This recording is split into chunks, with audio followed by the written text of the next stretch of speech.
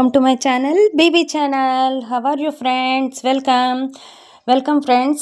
ఇవాళ నేను మీ అందరికీ సింపుల్ అండ్ ఈజీగా కేక్ని చేసి చూపిస్తున్నానండి. చూడండి, కోకో కేక్ అండి. ఇది కోకో పౌడర్తో చేసి చూపిస్తాను. సింపుల్ అండ్ ఈజీగా చేస్తున్నానండి నా స్టైల్లోని. దీనికోసం నేను షుగర్ తీసుకున్నాను.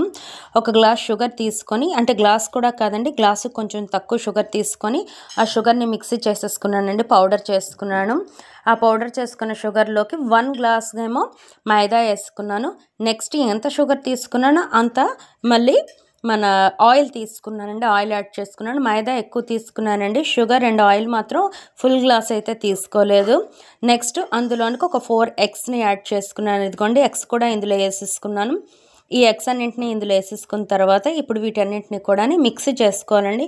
మీ ఇష్టం అండి, ఎవరైనా మిక్సీ చేసుకుంటారు, లేదంటే ప్రెషర్గా కొంచెం ఇలా మనం కలుపుకున్నామంటే కూడా మిక్సీ చేతితో మిక్స్ చేసేసుకున్నా కూడా కలిపేసుకున్నా కూడా అవుతుంది. నేనైతే మాత్రం జనరల్గా మిక్సీ అయితే పట్టుకుంటానండి. ఎవరి చాయిస్ వాళ్ళది. మీరు మామూలుగా బౌల్లో ఇవన్నీ వేసేసుకొని మిక్స్ చేసేసుకున్నా కూడా అవుతుంది. బ్లెండర్తో చేసేసుకున్నా అవుతుందండి. బ్లెండర్తో చేసుకున్న ఈజీ తరీకా.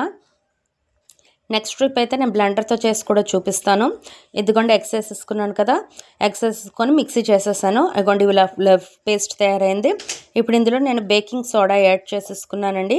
అంటే బేకింగ్ సోడా అంటే పకోడీలు వేస్తాం, అది కాకుండా కేక్ కోసం సపరేట్గా వస్తుంది కదా ఆ బేకింగ్ సోడా. నెక్స్ట్ ఇదిగోండి కోకో పౌడర్. నెక్స్ట్ ఇందులో వెనీలా ఎసెన్స్ యాడ్ చేసుకున్నాను. వెనీలా ఎసెన్స్ అనేది మీ చాయిస్, ఏ ఫ్లేవర్ కావాలంటే అది యాడ్ చేసుకోండి. డిఫరెంట్ ఫ్లేవర్స్ వస్తాయండి ఇందులోని.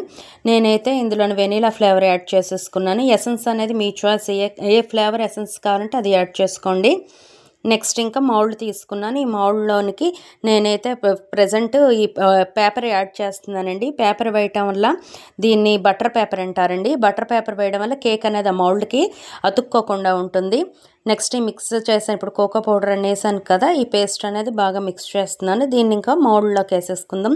కన్సిస్టెన్సీ చూడండి, మన డైరీ మిల్క్ అనేది పతలాగా ఉంటే ఎట్లా ఉంటుందో అలా ఉండాలండి. చూడండి, ఈ విధంగా కన్సిస్టెన్సీ ఉంటే సరిపోతుంది. నెక్స్ట్ ఈ మౌల్డ్లోకి కొంచెం పేపర్స్ అన్ని వేసేసుకున్నాను కదండి.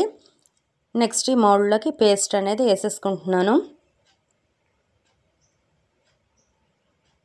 వేసేసాను. కొంచెం ఇది ట్యాప్ చేసుకుందామండి. ట్యాప్ చేసుకోవడం వల్ల ఏంటంటే లోపల ఎయిర్ అనేది కొంచెం ఉన్నదంటే బయటకు వచ్చేస్తుంది. ట్యాప్ చేద్దామండి కొంచెం. అందుకోండి ఈ విధంగా బస్ అంతే. బటర్ పేపర్ వేసుకోవటం వల్ల ఏంటంటే కేక్ అనేది ఆ మౌల్డ్కి అతుక్కోకుండా ఈజీగా కింద నుంచి మనకి రిమూవ్ అయిపోతుంది కేక్ అనేది. నెక్స్ట్ ఇదిగోండి, ఇది కేక్ ఓవెన్ అండి. నార్మల్ ఓవెన్లో కూడా చేసుకోవచ్చు, కేక్ ఓవెన్లోనే చేసుకోవచ్చు. నేను కేక్ అనేది మాత్రం ఈ కేక్ ఓవెన్లోనే పెట్టుకుంటాను ఎప్పుడైనా. నేను ముందు ప్రీహీట్ చేసుకున్నానండి, 10 minutes ప్రీహీట్ చేసేసుకున్న తర్వాత ఇగోండి కేక్ పెట్టేసుకున్నాను. అంతే, ఒక 40 minutes పెట్టానండి. అయిపోయింది కేక్ రెడీ. ఒక 2 minutesలో కేక్ అయిపోతుంది అనేటప్పుడు నేను తీసి ఇదిగోండి డ్రై ఫ్రూట్స్ కొంచెం యాడ్ చేసుకున్నాను. బాదాం అండ్ కిస్మిస్ పెట్టుకున్నానండి. ఇలా పెట్టుకున్నా అంటే పిల్లలు చాలా ఇష్టంగా తింటారు. లోపల కూడా వేసేసుకోవచ్చు. మనం యాక్చువల్గా పేస్ట్ మిక్స్ చేసాం కదా, ఆ పేస్ట్లో కూడా మనం ఈ డ్రై ఫ్రూట్స్ అనేవి యాడ్ చేసుకోవచ్చు అండి, మీ చాయిస్ అది. నేనైతే మీద ఇలా కొంచెం డెకరేషన్గా కలర్ఫుల్గా కూడా కనిపిస్తుంది కదా అని చెప్పేసి, చూడటానికి బాగుంటుంది కదా మీదనే వేస్తున్నాను. లోపల వేసుకున్నట్టే కటింగ్ కష్టం అండి. బాదాం అయితే హార్డ్గా ఉంటుంది కదా, కిస్మిస్ లోపల వేస్తే ప్రాబ్లం ఉండదు, కానీ బాదాం వేసామంటే కనుక కటింగ్ ప్రాబ్లం వస్తుంది.